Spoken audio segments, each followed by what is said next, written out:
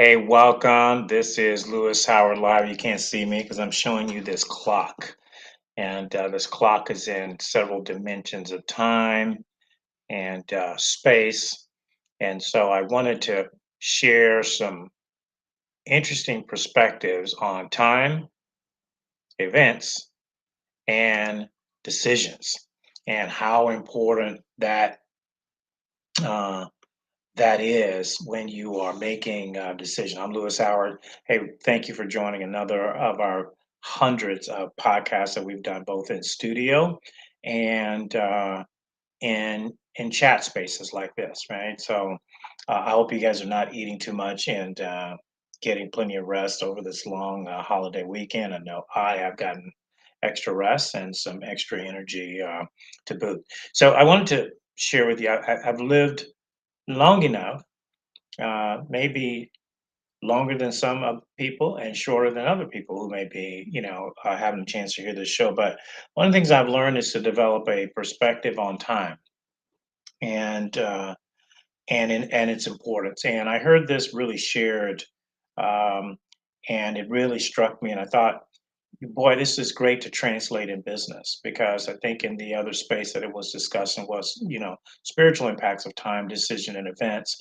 But we also know that in the business realm and the marketplace, as you some might call it, you're also dealing with time, events, and decisions. So let's talk about time real quick. So time is said to be a cruel taskmaster. What does that mean? A taskmaster is someone or something you come under subjection to.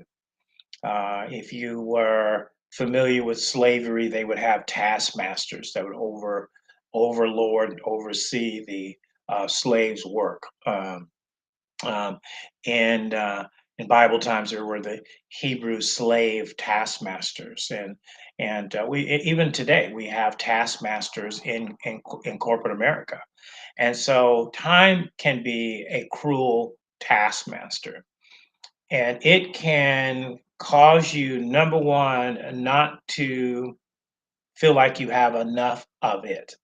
Right? Often you hear people say, "What? I wish I had more time." Or they say, "I don't have enough time." So that's one aspect of time is finding a way to make more of it because you only have one life. You're not going to get any more time. You get to 24 hours a day, 7 days a week, and that's as much as you get. So you have to operate within that time frame of time to make more time. Okay. You have to operate within that time frame 24/7 to of time to make more time, which means I have to take control of time. I can't be subject to the control of time. And so it's interesting watching people. Again, I've talked about this in other podcasts about people busy. The word is busy. I'm busy. I'm busy. I'm too busy. I need enough time. Oh my God, I'm too busy. And so when I hear that, I hear someone that is not in control of their time.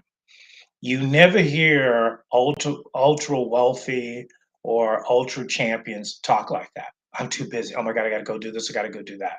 You just don't hear that. One, they have resources to employ to help them do that. Funny thing, I was watching some commercials, and some of the commercials talking about uh, most of them are talking about the same thing: selling me more products on how to keep my house clean, my car clean, my yard clean, and my everything clean, right? And so my teeth clean, and this clean, and that clean. So the whole pitch is to sell me more products that keeps me working. And I'm thinking, why would I want to do that? Why wouldn't I just pay somebody to do that so that I have more time to do what I want to do? Why would I want to wash my car when I could go through a car wash or pay somebody to wash the car and I save that time and I can do something else, even while they're washing the car? So it's a perspective on how you do it. So if you are a micromanager and you yourself are a master and you can't delegate off time, then you're going to be subject to time. And the bottom line is you're never going to have enough of it. You never, you never, because you're never going to take control of it. So that's not really the core of what I want to share, but time really plays a part. Why? Because time eventually will lead to certain events in your life. right? Time led to your birth, the birth. After 9 months of growth, you became born. We became born, right? Time led to that birth. Some sooner than others, but time still led to the birth. Time led to you going to school. First day of school. Does everybody remember the first day of school when you're 5, 6, 7, trying to decide going into this big giant building and to deal with all of these other little people like you running around? The time brought that about. And so time will bring about family, time will bring about marriage, time will bring about study, time will bring about jobs, time will bring about opportunity. Time will bring about a lot of things. Time will also bring about problems. Time will bring bad things. You know, uh, the interesting thing when you listen to most motivational so-called life coaches, and by the way, I heard this from one of my mentors. There's 800,000 people that call themselves a life coach. Way too many life coaches for me, but they never talk about bad things. The whole premise is how to spin the bad and the good, how to take control of your life, how to get up and get going, how to be on your grind. But the reality is, time brings events that are bad. We've all been through recent events that are bad. We're going through events as I'm making this podcast that are bad. Okay. Time brought them in some shape, form, or fashion. They brought them. And we have to then respond to the event. Now, one of the things I learned is most people's tendency is to blame the event. If that person hadn't cut in front of me, I wouldn't have slammed in the back of them. Okay. That's blaming the event. But the reality is, you could have been distracted, right? People are distracted all the time. I watch them drive and they are distracted. I mean, they are literally weaving on the road. So if something were to suddenly happen, if an event were to suddenly happen in front of them, there's a likelihood that they could not respond. Okay. But they're going to blame the event, right? Best example I heard is when somebody gets fired. You rarely hear somebody say, "You know what? I was really a bad employee. I showed up late and I left early, and I spent as much time on my phone, on my YouTube as I could." There's a reason why many employers have to make a policy that you can't use your cell phone while you're at work. And the reason is not because they don't want you to stay connected to your family or important people, place, and things, is because people are using that time, that event, to work on other things. So events, right? And so when you have these events, they can bring harm to you. Okay. I have been through some personal events that have brought harm, that have brought pain. There have been events that have been an attempt to harm me professionally. When the recession hit, that was an attempt to harm all of us professionally. We all found out how vulnerable we were going through a recession. And so it was an attempt to harm. When somebody betrays you and sells you down the river or run over you like a bus, they are attempting to do harm to you. They are not attempting to build you up. When you have certain things written about you on social media, that's designed to do harm. That is an event that is designed to do harm. There's no way around that.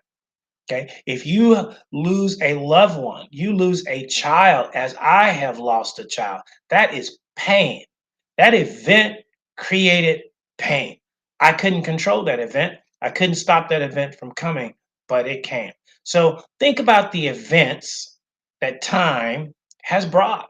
Some of them you celebrated, right? Marriage, children, opportunity, advances, made your first million, lost your first million, made your first million again, right? Whatever it is, time brought the event and you celebrate. But we don't deal well with the events time brings that harms us.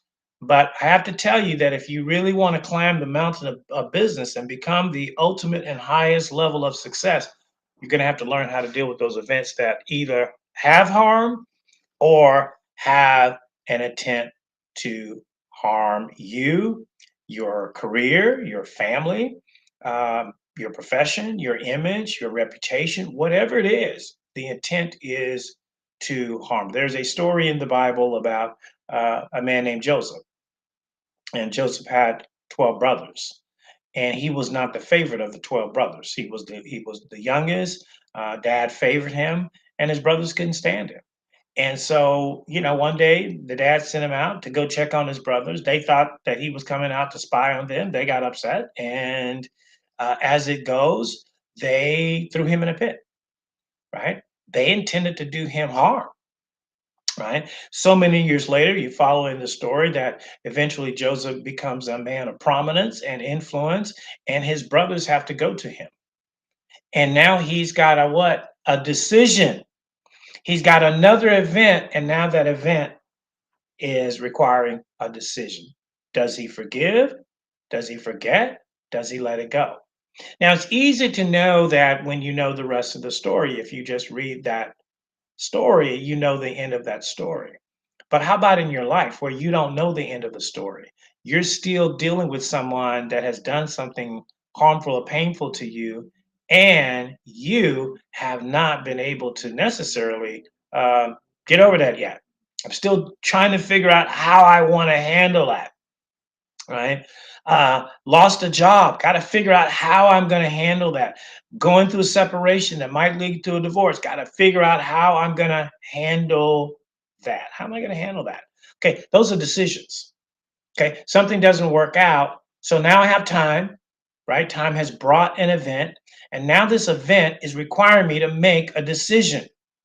And sometimes the decision is not based on my emotion. And I can't make a decision if I blame the event. Okay. So I have to separate myself from the event and say, what is the right decision to make? I've managed people for a long time. And, I have had the opportunity to hire people, and I've had the opportunity to fire people. And each time I've learned not to do that based on my emotion. I have to do what's right. And sometimes the thing that was right was give them more time. Sometimes the thing that was right to do was give them no time. But you do what's right at the end of the day, especially when emotions are involved. When it comes to relationships and family and kids and money, emotions jump up to its highest level. One of the things we know in real estate that people buy on emotion. They justify with logic, but they buy on emotion. So emotion is really, really an important part of our thinking. Most people live by their emotions. They live by how they feel.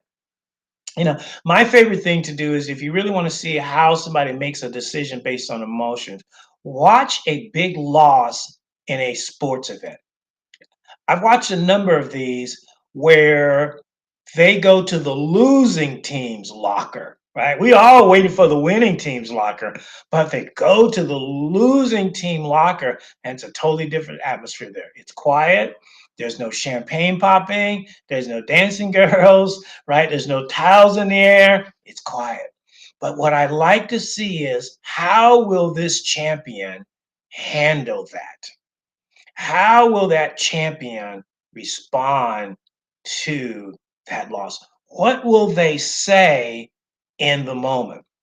Now, we've heard some famous sayings over the years. One was by a coach of the Houston Rockets after they had lost, and then they came back and win. And one of his famous saying was, "Never underestimate the heart of a champion." Rudy Tomjanovich, great coach at that time.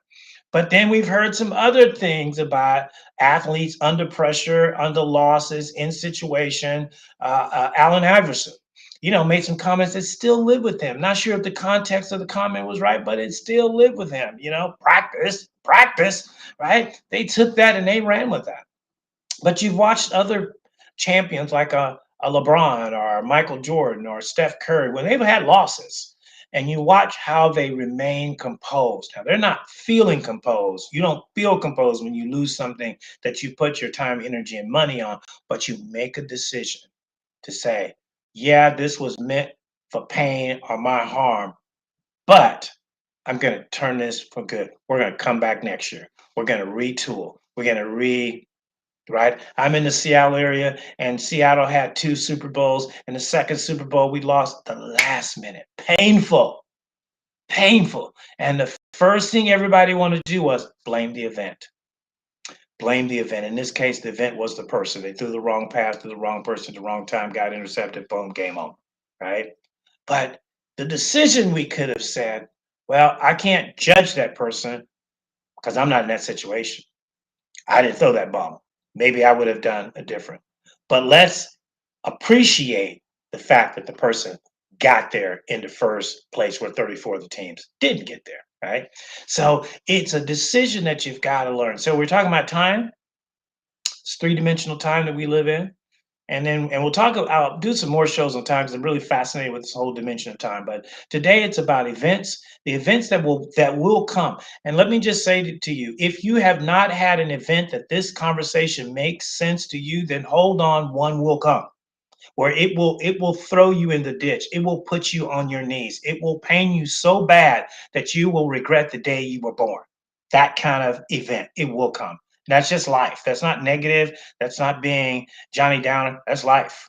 I know firsthand. I have got that phone call that I never would have wanted to get in my entire life. And still today, I can't get that call out of my ear. You will have those moments. Eventually, they'll come.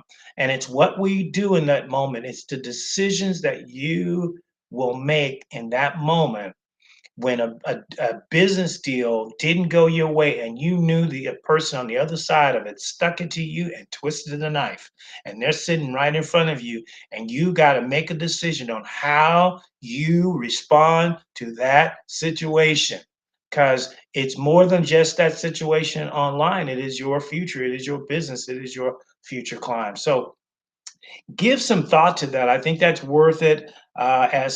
As long as I've been in business and as far as I've gone, I like learning new things and I like learning new things from a different perspective. Right? We get too caught in this old school, throw everything out, but sometimes you can repurpose stuff into the new. Not everything, but a few things. And time is one of those things can be repurposed in the new. Decisions, not always. If you make a I always have a saying that says, don't ever make a permanent decision in a temporary place. And a temporary place is when you are upset, when you are angry, you're frustrated, and you're irritated, and you might say something that you regret. So, hey, this is Lewis Howard Live. I love to inspire, and I approve this conversation. And hit us up on YouTube, Lewis Howard Live. We have shows done locally in Mob Studio and as well as up on the YouTube, Facebook, Apple Podcast. We're all over. We got 600 plus shows. Thank you for joining us. We appreciate every one of our subscribers, followers, listeners, and those who share and care. We'll see you again on another edition.